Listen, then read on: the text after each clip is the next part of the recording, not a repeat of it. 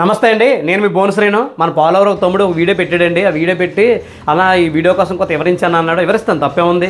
ఇది gas delivery చేసే వాళ్ళు బాయ్స్ ఉంటారు కదా, వాళ్ళు గ్యాస్ దొబ్బేస్తున్నారు అనమాట. అది మీకు అర్థమైందా? గ్యాస్ దొబ్బేస్తున్నారు. ఇది అవుతుందా, గ్యాస్ దొబ్బడం కుదురుతుందా అని మీకు చాలామంది డౌట్ ఉంటుంది. అవుతుందండి. ఎందుకంటే బయట గ్యాస్ అవుట్లెట్ నాజల్ అని అడిగితే ఇస్తారనమాట. గ్యాస్ అవుట్లెట్ నాజల్ అంటే మార్కెట్లో దొరుకుతుంది.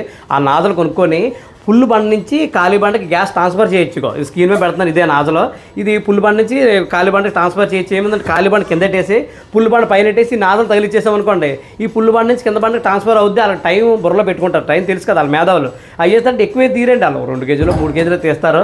దానికి మళ్ళీ సీల్ వేస్తారు. ఇది సాధ్యమా అని మీరు అడగచ్చు. సాధ్యమే. ఏమవుద్దంటే అండి, ఇది గ్యాస్ తప్పడం తెలిసినోడికి సీల్ వేయడం పెద్ద మ్యాటరా. దాన్ని మామూలుగా పెట్టి సీల్ వేసేస్తారు. సీల్ వేసేసి మనకి ఇచ్చేస్తారనమాట. మనం ఆ వెయిట్లు కట్ట మనం ఏం చూసుకోం కదా, బండ వస్తుంది కదా తీసేసుకుంటాం అనమాట.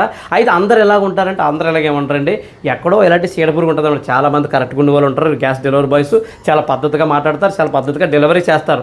అయితే ఎక్కడో కూడా ఇలాంటి ఉంటాడు అనమాట, తాగుమూతలు అనమాట. అంటే మందుకి బాగా అలవాటైపోయి వీడు ఏం చేస్తారంటే రూపాయికి పాపకి కక్కుర్తిపడి ఇలా గ్యాస్ దొబ్బేస్తుంటాడు అనమాట. అది మీకు అర్థమైంది అనుకుంటారని నేను అందరినీ ఏమంటలేదు.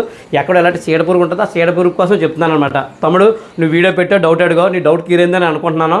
ఈ వీడియో ఇంతేనమాట. ఈ వీడియో 10 మందికి ఉపయోగపడే వీడియో, మీకు కూడా తెలుసు కదా. కాబట్టి వీడియో 10 మంది షేర్ చేయండి. అలా వీడియో లైక్ చేసి మన పేజీని ఫాలో చేయండి.